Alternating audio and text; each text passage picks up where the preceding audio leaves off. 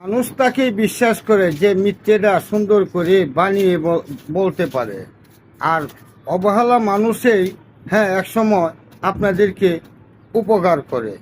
আর যারা মিথ্যাটা বেশি বলে তারাই এই সমাজে ক্ষতি করে। তবে ক্ষতিকর মানুষ থেকে আপনারা দূরে থাকবেন। আর কিছু কিছু মানুষ আছে অল্পতেই মানুষকে কাঁদাতে পারে, কিন্তু মানুষ কখনো অল্পতে কাউকে হাসানো যায় না। কিন্তু মানুষ মানুষের জন্যে, মানুষ মানুষের উপকারের জন্যে। আর কিছু কিছু মানুষ আছে যে তারা বিভিন্ন ক্ষেত্রে বিভিন্ন জায়গায় কথা ছড়িয়ে বেড়ায়। তাদের কাছ থেকে দূরে থাকবেন, কারণ তারা ভালোটা বুঝে না।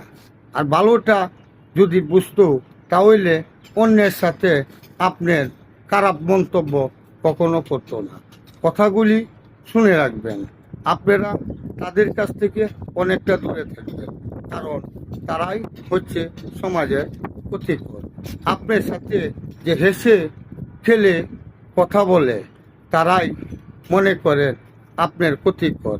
আপনাকে যদি কেউ কারো কাছে বলেন ভালো আছেন, হ্যাঁ ভালো আছি, আপনি রাগ করছেন, ভাই আমি রাগ করব কেন, তাদের ভিতরে একটা যন্ত্রণা লুকিয়ে থাকে। তো এইগুলি লোকের খুবই সমস্যা, তাদেরকে চেনাও বড় সমস্যা। তবে এইগুলি লোকের পিছন থেকে সরে থাকবেন। সবসময় মনে করবেন যে আপনি যাকে বেশি ভালোবাসেন সেই আপনাকে আঘাত করে, আর আঘাত করায় সে দ্রুত পিছিয়ে চলে যায়, মানে তাকে আপনি হারিয়ে পেলেন। কারণ এটা হচ্ছে এই সমাজের এক রীতি। কারণ সমাজে আপনার যতক্ষণ আপনার ছাত্র আছে ততক্ষণ কিছু কিছু মানুষ আছে আপনার কাছে কাছে খুবই দ্রুত থাকে। কারণ সেই সব মানুষে যখন ছাত্র ফুরায় যায় তখন আপনার কাছ থেকে অনেক দূরে চলে যায়। তাহলে এইসব মানুষের কাছ থেকে এগিয়ে থাকবেন, তারাই আপনার ক্ষতি করবে। যে আপনাকে আদর ভালোবাসা করে সে হচ্ছে আপনার মা, তাদেরকে কখনো অবহেলা করবেন না এবং ফালাবেন না, তাদেরকে আদর ভালোবাসা দিবেন।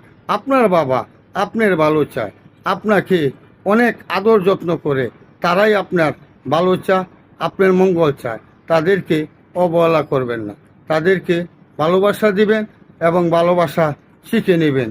তারা যা বলে সেটাই সঠিক, অন্য যা বলে সেটা কোনোদিনও সঠিক না।